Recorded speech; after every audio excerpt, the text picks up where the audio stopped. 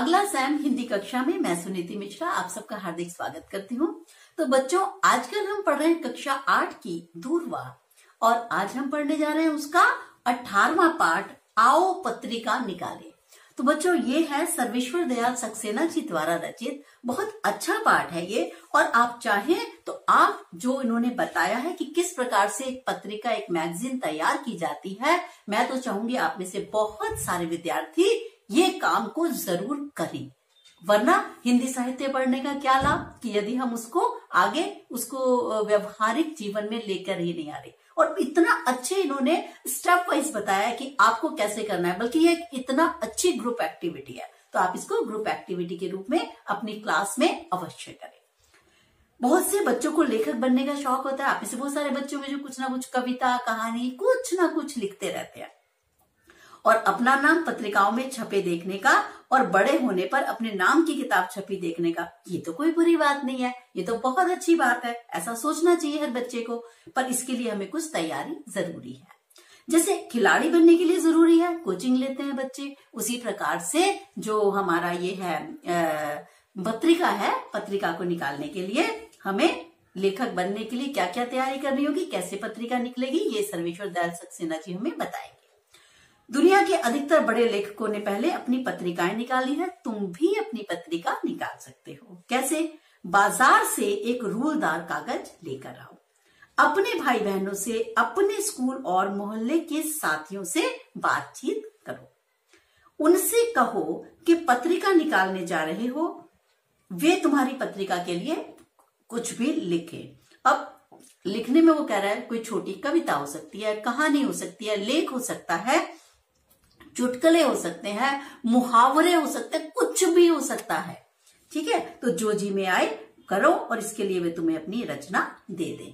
देखिए, एक मुहावरे की मैंने देखा एक किताब निकली हुई थी लाइब्रेरी में, मैं इससे हट के बात कर रही हूँ थोड़ी।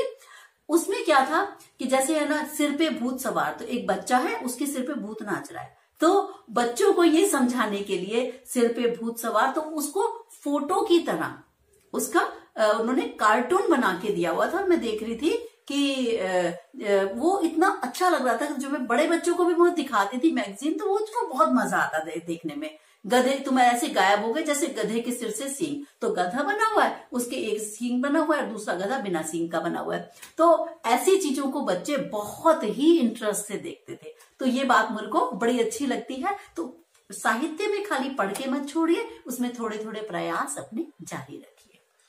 जब सारे कह रहा है, आप पड़ोस में से आपने कर लिया, अपने मित्रों से कहा तू आर्टिकल ले आ, तू ऐसा कर, कविता लिख ला, तू कहानी लिख ला, तू ये कर वो कर। अब आप क्या करोगे, सारी रचनाएं इकट्ठा करो, साफ हाथ से रूलदार कागज पर अब इसको लिख लो। तो या तुम्हारे साथियों में जिसकी हस्तलिपि बढ़िया हो उसको कहो कि वो लिख ले। अब कोई ड्राइंग रूम या पेंटिंग बनाना चाहे तो उसी साइज के बिना रूल मतलब बिना लाइन वाले कागज लो और उससे उसकी छोटी छोटी पेंटिंग्स बनवा लो। फिर उसे रचनाओं के बीच बीच में लगा लो। जैसे सपोज किसी ने बारिश पे कविता लिखी, तो बारिश की सीनरी तो आप सब बना लेते हो, मुझे पता है आप में से बहुतों की ड्राइंग तो बहुत ही अच्छी है। तो अब क्या करो, आपने कहा एक बच्चे को भाई तू बारिश वाला फोटो बना के ले, तो अगर लिख नहीं सकता तो कोई बात नहीं, तेरी ड्राइंग अच्छी है, तो बारिश की सीनरी बना ले। अब उस सीनरी को आपने क्या करना है, उस मैगजीन में जहां बारिश की कविता छपी है, आपने सामने बारिश की सीनरी की फोटो डाल दी और उसमें जो आपका जिसने ड्राइंग किया उसका नाम लिख दिया, तो मैगजीन में उसका नाम आ गया। तो ये कितने अच्छी चीज है। फिर अब कागज पे आपने सीनरी बनवा ली, फिर उसे रचनाओं के बीच बीच में लगा दो जिस प्रकार से वो उसको मैच कर रहे हैं। सबको इकट्ठा करके खुद ही सी लो। पत्रिका को खूबसूरत बनाने के लिए उसका कवर मोटे कागज का रखो और उस पर रंगीन कागज व रंग से सजावट कर लो। अपनी पत्रिका का नाम, कुछ नाम भी रख लो, पृष्ठों पर नंबर डाल दो, शुरू में एक सूची बना लो, किस पृष्ठ पर किसकी रचना है वहां लिख दो। पर तुम्हारी पत्रिका कितनी छोटी बड़ी हो या कितने लोग कितना लिखेंगे, इसके हिसाब से तय कर लो। रंगीन पेंसिलों से हर पृष्ठ का हाशिया बेल बूटेदार बना सकते हो। कोशिश करो कि तुम्हारे साथी लेखक अपना सोचकर लिखें और जो न लिख पाए वह दूसरे किसी लेखक की रचना लिखें, लेकिन चोरी नहीं करे। वो कह रहा है अपने साथी चाहे तो वो रचना बहुत अच्छी ना लिखें, लेकिन ये ना हो कि किसी और राइटर की उठा ली और उस पर अपना नाम लिख दिया। ये चीज बहुत ही शर्मनाक हो जाती है। तो आपको ये ध्यान रखना है कि कोई चोरी की रचना आपको न दे दे। अगर आपने नहीं आता लिखना, आपने किसी और लेखक की रचना ली है तो उसी लेखक का नाम लिखो कि उस लेखक की रचना है, मेरी नहीं है। अपनी पत्रिका निकालने के लिए 5 बातें हमें ध्यान रखनी है। नंबर 1, हिज्जे दुरुस्त हो। हिज्जे मतलब अक्षर जो हो वो दुरुस्त हो और भाषा और व्याकरण की अशुद्धियां नहीं होनी चाहिए। किसी बड़े को चाहो तो दिखा सकते हो। नंबर 2, अपनी लिखी मौलिक रचनाओं को लेख, कहानी, कविता जो कुछ भी हो उसको पहला स्थान दो। बाकी बच्चों की दूसरे की प्रिय रचना को दूसरा। चोरी वाली रचना नहीं देनी, वो बार बार ये मेंशन कर रहे हैं। तीसरा, लिखने लिखाने से पहले यदि साथी लेखक चाहते हैं तो उनसे बात जरूर करो। क्या लिखें, भाई किसी को दे दिया आपने, जैसे मैंने अभी कहा, आपने किसी को वर्षा पे दे दिया, किसी को दे दिया अध्यापक पे दे दिया, किसी को विद्यालय पे दे दिया, किसी को प्रकृति पे दे दिया। इस तरीके से टॉपिक्स अपने डिसाइड कर लो कि जिसका जो इंटरेस्ट है वो उस पर लिख लाएगा।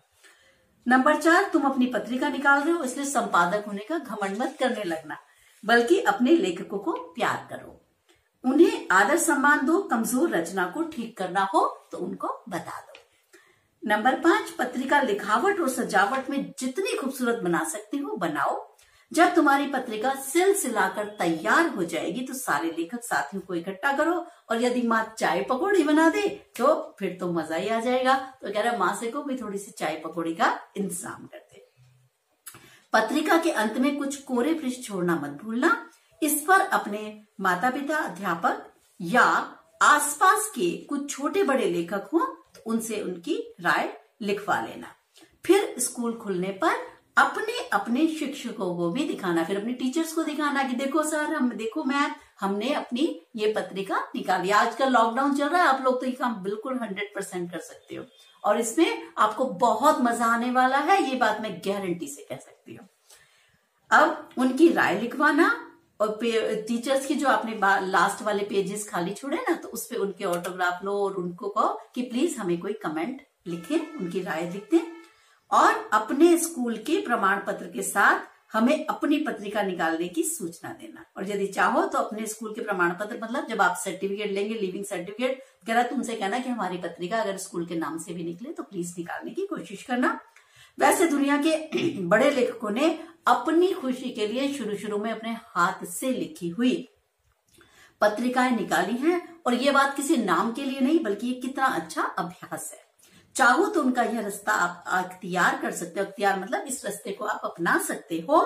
हमारी शुभकामनाएं अभी से ले लो कि आपकी तो जो पत्रिका है वो बहुत अच्छी चलने वाली है। तो बहुत सुंदर सर्वेश्वर दयाल सक्सेना जी ने हमें बताया कि किस प्रकार से बच्चों का एक समूह मैगजीन तैयार कर सकता है, पत्रिका तैयार कर सकता है, और उस पत्रिका को लिखकर कैसे आप आपस में बांट सकते हो, और यही ऐसे ही बच्चे आगे चलकर बहुत अच्छे लेखक के रूप में जाने जाएंगे।